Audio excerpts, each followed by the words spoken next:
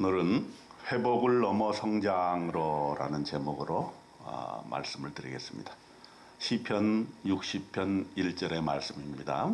하나님이여 주께서 우리를 버려 흩으셨고 분노하셨사오나 지금은 우리를 회복시키소서 라는 말씀입니다. 연말이 되었어요. 코로나 2년 차입니다. 우리는 모두 이제 이 바이러스와 전쟁이 금방 끝나지 않을 것 같다는 막연한 생각을 하게 되었습니다.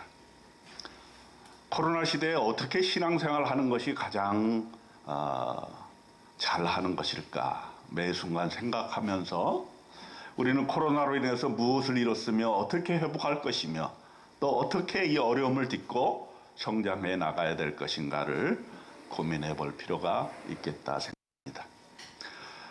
지난 목요일 날 우리 목사님들이 그동안에 쭉 그 독서 모임을 했는데 코로나 때문에 못 모이다가 한번 모이자 해서 모였습니다. 모임이 많이 이제 줄어드니까 개인적으로 책 읽고 공부할 수 있는 시간은 많아서 그런 점은 좋은데 함께 나눌 수 있는 기회는 많이 없어져서 아쉬움이 있었던 것이에요. 그래서 포스트 코로나 시대의 목회라는 주제로 함께 책을 읽고 자신의 의견들을 나누었습니다. 코로나 시대에 각 교회에서 목사님들이 목회하고 예배하고 설교하는 모든 일들에 대해서 어떻게 하는 것이 가장 효과적이고 또 교회를 살리는 길인가 생각을 해봤습니다. 또 초대하신 목사님께서 양고기를 사줘서 오래간만에 양고기도 먹었어요. 제가 그 성지순례 가서 사막에서 양고기를 한번 먹어본 적이 있는데 그 이후로 처음 먹었던 것 같아요. 그런데 이제 그 대화의 주 안점은 어떻게 해서든지 코로나 시대에 우리가 살아남아야 된다. 이것이 가장 주안점이었어요. 예. 사실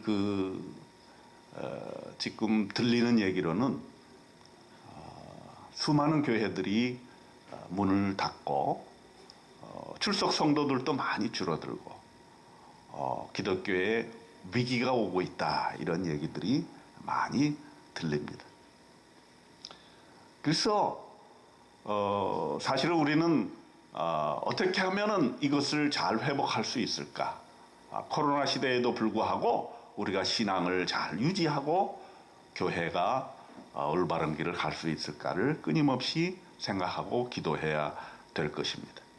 그래서 우리 교회 올해 2011년 표어는 끝까지 견디는 공동체라는 표어를 채택했었어요. 그래서 그 표어대로 우리가 잘 견뎌왔지 않았나 이런 생각을 하게 됩니다. 여러분 참으로 한 해 동안 애쓰셨습니다. 그리고 살아있는 것 하나님의 은혜라고 생각을 합니다. 그래도 코로나 시대라고 우리가 아무것도 안 할 수는 없으니까 뭔가 우리 교회가 새로 시도한 것이 무엇이었나 이렇게 생각을 해보니까 새로 한 게 있어요. 뭘까요? 우리가 그동안 쭉 새벽 예배를 드려왔었는데 그 새벽 예배를 영상으로 만들어서 새벽 기도에 참여하지 못하시는 분들하고 같이 함께 나누고 또 실시간으로 새벽 예배를 이렇게 송출할 수 있었다는 것입니다. 그렇게 해서 우리가 지금 새벽 예배, 우리 새벽이라는 이름으로 2021년 5월 12일 날 수요일 날 시작한 영상이 벌써 130회에 이르게 되었던 것입니다. 물론 그렇게 작업을 하는 게 쉬운 일은 아니에요. 그러나 이제 우리가 그것을 잘 해나가면 2025년이 되면 성경 1189장 전체를 다 읽고 묵상하고 은혜를 받게 되는 것입니다. 5년 정도 일이 시간이 걸린다 이렇게 볼 수가 있겠습니다. 사실 이렇게 조그만 일인 것 같지만은 꾸준히 어떤 일을 한다는 것은 우리의 신앙 성장에 도움이 되는 것이죠. 성경 전체를 숲을 보는 것처럼 볼 수 있는 눈이 생기게 될 것입니다. 그리고 우리는 보통 이제 내가 좋아하는 구절, 또 유명한 구절 이런 것들을 우리가 많이 보게 되는데 그렇지 않고 하나님의 말씀을 빠짐없이 전체적으로 볼 수 있다는 것이 이렇게 우리가 성경을 읽는 것의 하나의 장점이다 이렇게 볼 수가 있겠어요. 그래서 예전에는 몰랐던 성경 말씀을 집중해서 볼 수 있게 되는 것이죠.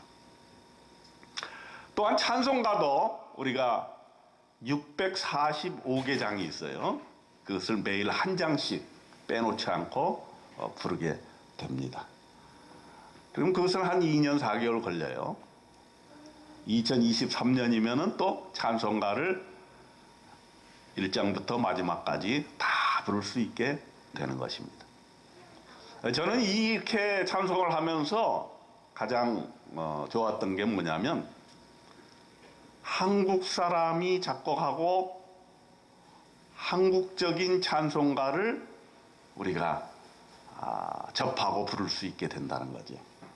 그래서 보통 우리가 찬송가도 좋아하는 찬송가, 유명한 찬송가만 이렇게 부르게 되는데 사실은 우리가 그동안 몰랐던 찬송가도 배우게 되고 또 한국적인 찬송가도 접하게 될 수 있어서 참으로 좋은 기회다 이렇게 볼 수가 있겠습니다. 그런 것이 사실은 코로나 시대이기 때문에 새롭게 시도한 것인데 우리가 영적 성장에 좋은 기회로 삼을 수가 있는 것입니다. 그래서 이제 이렇게 영상을 보내보면 어떤 분은 아멘으로 화답하고 또 어떤 분들은 출근길에 들으면서 출근을 한다는 분도 있고 또 더 좋은 점은 우리 교회 출석하지 않는 안 믿는 사람이나 우리 교회 성도가 아닌 분들도 이런 영상을 접할 수가 있어서 그들에게 좋은 기회가 되고 또 전도의 기회가 된다는 것 참으로 코로나 시대가 주는 우리의 또 좋은 점이라 이렇게 볼 수가 있어요. 사실은 코로나 시대가 아니었으면 그런데 너무 뭐 이렇게 관심을 두지 않았을 수도 있는데 안 할 수가 없으니까 모일 수 없을 때는 어떻게 예배를 드릴 수 있을까 해서 영상으로 이렇게 예배도 드리고 또 영상으로 송출도 하게 되니까 사실은 그동안 생각하지 못했던 그러한 기회를 우리가 얻게 된 것 그건 또 좋은 점이라 이렇게 볼 수가 있어요. 그래서 여러분들 설교 들을 때에 구독, 좋아요 이런 것을 꾹꾹 눌러주는 게 예의예요. 그게 이제 말하자면 하나의 전도가 될 수가 있습니다. 오늘날의 시대에서 전도는 이렇게 대면에서 1대1로 전도하는 것도 전도지만 영상으로 그 영상을 보내주고 그 영상을 통해서 예수님을 접하게 해주는 것도 매우 중요한 하나의 전도라고 볼 수가 있겠습니다. 2022년도에는 우리가 어떤 표를 지을까 이렇게 하나님께 기도하다가 시편 60편 1절의 말씀 오늘 읽은 말씀을 기초로 해서 회복을 넘어서 성장으로라는 교회표를 정했습니다. 제 마음속에 우리의 신앙과 건강이 회복되기를 바라면서 다만 회복에 그치는 것이 아니라 성장하는 한 해가 되었으면 좋겠다 하는 것이죠. 사실 우리는 육신적으로는 어느 정도 나이가 들면은 성장이 멈추게 되지만 영적으로는 사실은 죽을 때까지 성장을 하는 것이죠. 그래서 우리가 나이가 먹을수록 주님의 모습을 닮아가는 나를 상상해 볼 수가 있겠습니다. 나이가 한 살 더 먹으면 좀 더 너그러워지고 좀 더 여유가 있어지고 세상 일에 대해서 일비하지 아니하고 의연하게 사람들에게 유익을 주면서 성장해가는 나의 모습을 상상해 보면 얼마나 좋을까요?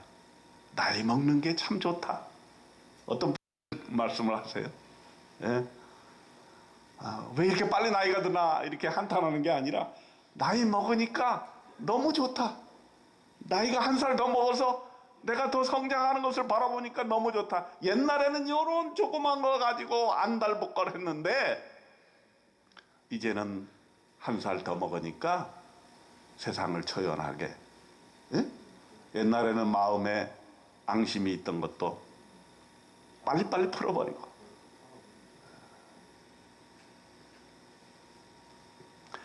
다윗은 전쟁 한가운데서 이 시편 60편 1절을 썼어요. 거기 보면은 설명이 나와 있는데, 다윗이 아람 나하라임과 아람 소바와 싸우는 중에 요압이 돌아와 에돔을 소금 골짜기에 쳐서 12,000명을 죽인 때에 라고 이 시편 60편의 배경을 설명하고 있습니다. 다윗은 전쟁 가운데 있었기 때문에 여러 가지 도전들이 많이 왔습니다. 세겜, 숫곳 골짜기, 길르앗, 므낫세, 에브라임, 유다, 모압, 에돔, 블레셋, 이런 많은 적들과 도전들, 과제들이 다윗 앞에 놓여 있었던 것입니다. 그 과제를 이겨내기 위해서 하나님께 기도했습니다. 이 과제들을 어떻게 해결하고 승리의 나팔을 불 수 있는가? 하나님께 기도하고 하나님께 자문을 구했던 것입니다. 이런 사실을 놓고 봤을 때 우리가 정말 어떻게 이 코로나를 이겨낼 수 있을까? 한번 시편 60편을 통해서 알아보고자 하는 것입니다. 첫 번째로 우리가 생각할 것은 코로나는 하나님의 경고라고 우리는 받아들일 수밖에 없다라는 거죠. 이 재앙이죠, 재앙. 이 재앙을 하나님께서 허락하시지 않는다면 사실은 우리에게 올 수 없는 거죠. 왜 근데 이런 재앙이 왔느냐? 이것은 하나님께서 우리에게 주시는 하나의 경고장이다. 이렇게 우리 믿음의 사람들은 볼 수 있어야 된다. 전쟁을 하다 보면 승리할 수도 있고 패배할 수도 있습니다.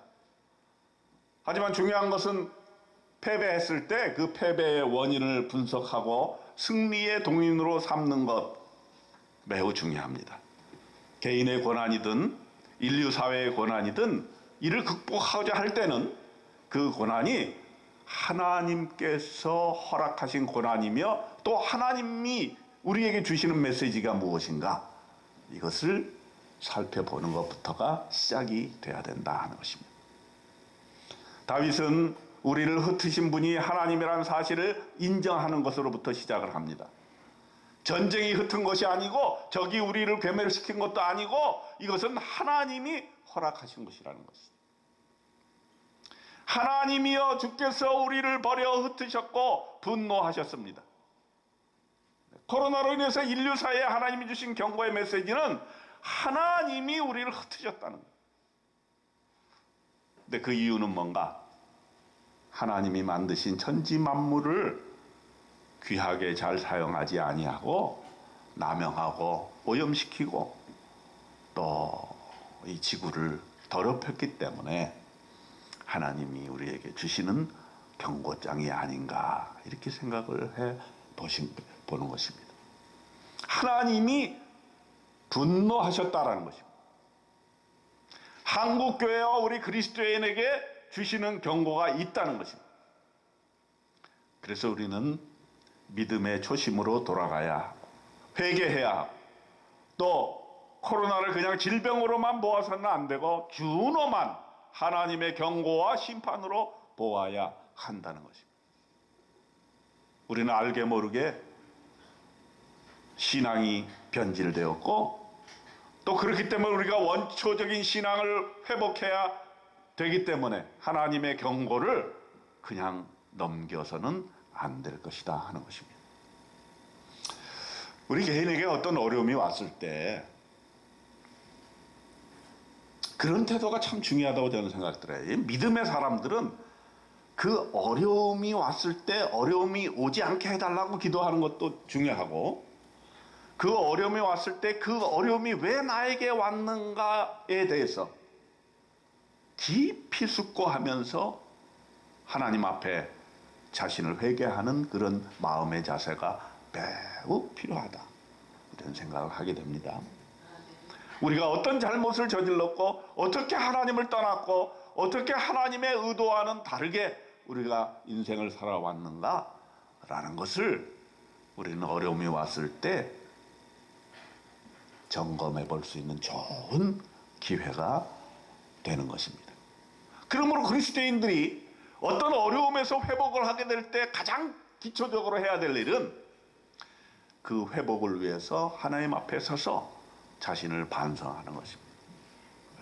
그래서 오늘 다윗이 전쟁하는 와중에 어떻게 우리가 회복할 것인가, 하나님이여 우리를 회복해 주시옵소서라고 할 때 우리가 이렇게 흩어지고 적 앞에 지리멸렬하고 하는 것들은 다 하나님께서 허락하셔서 이렇게 우리에게 경고를 해 주시는 것이다. 다시금 우리의 마음을 추스리고 기도하고 하나님 앞에 돌아가는 것이 우리에게 필요하다라는 것을 제일 먼저 생각해야 될 줄로 생각이 듭니다. 두 번째로 우리가 생각해 보아야 될 것은, 하나님 우리에게 경고만 해주시고 우리를 흩으시고 우리를 고난 중에 내버려 두시기만 하는 것이 아니라 하나님은 반드시 우리를 도와주신다 하는 사실을 우리가 알아야 됩니다. 주를 경외하는 자에게 깃발을 주시고 지를 위하여 달게 하셨나이다. 셀라. 주님을 경외하고 주님을 따르는 자에게 어려울 때 주님께서 깃발을 주신다는 거예요. 이게 무슨 의미일까? 이 전쟁을 해본 사람은 알아요. 군대 가서 전쟁을 하면 깃발을 답니다. 깃발을, 예를 들어서 이제 사단 대 사단으로 전쟁을 하게 되면 사단기를 달아요. 제가 군대에 있을 때 7사단에 있었는데 7사단에는 사단기가 없어요. 왜 없을까요? 뺏겼어요. 북한 군인한테. 6.25 전쟁 때. 그래가지고 7사단 기가 없어. 근데 모든 전쟁을 하면 깃발을 들고 나가야 되는 거거든. 그래서 나머지 병사들이 다 그걸 봐야 되는 거예요. 이게 우리 사단기다. 우리가 적진을 향해서 간다. 그리고 그 깃발을 들고 그 깃발이 제일 먼저 앞장서서 가는 것이죠. 근데 그 깃발을 뺏기면은 아주 사기가 지리멸렬해지는 겁니다.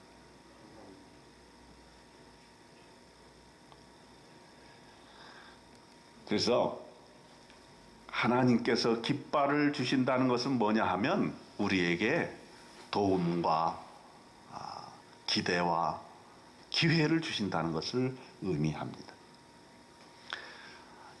코로나 시대에 모든 사람들이 다 죽겠다고 그러잖아요. 어렵다, 죽겠다, 불평, 불만 합니다. 그런데 저는 생각하기에 이 세상에서 가장 쉬운 일이 불평, 불만 하는 일이라고 봅니다. 그건 누구나 다 할 수가 있어요.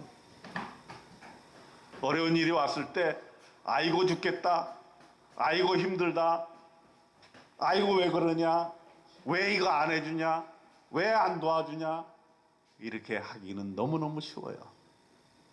그런데 깃발을 들고 대안을 제시해 주는 사람은 쉽지 않아요. 그런데 그런 사람이 정말 필요해. 다들 어려운데 야 우리가 이렇게 살지 말자, 이렇게 가자, 여기가 대안이 있다, 이렇게 해주는 사람이 필요하거든요. 우리 믿는 사람들이 그래야 된다는 거야.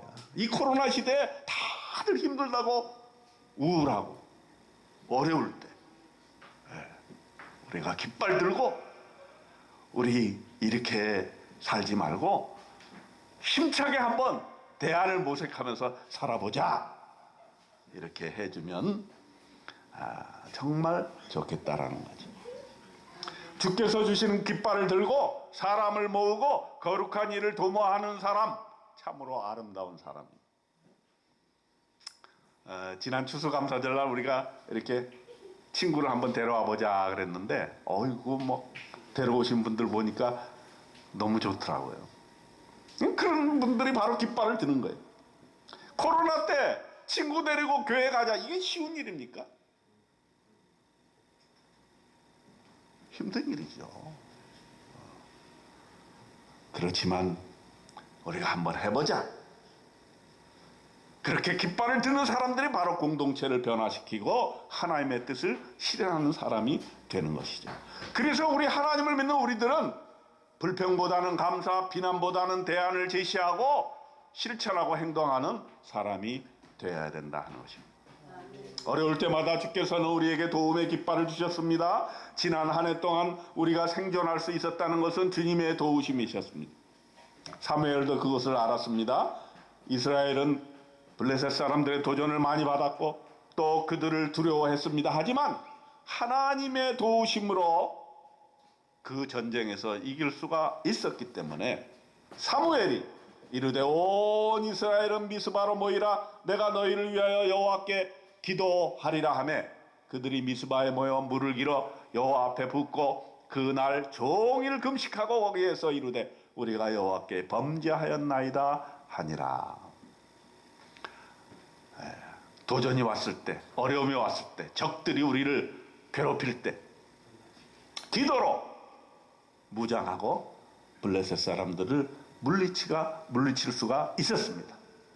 그리고 감사의 예배를 드렸던 것이죠. 그래서 사무엘상 7장 사무엘이 돌을 취하여 미스바와 센 사이에 세워 이르되 여호와께서 여기까지 우리를 도우셨다 하고 그 이름을 에베네셀이라 하니라. 도움의 돌, 에베네셀.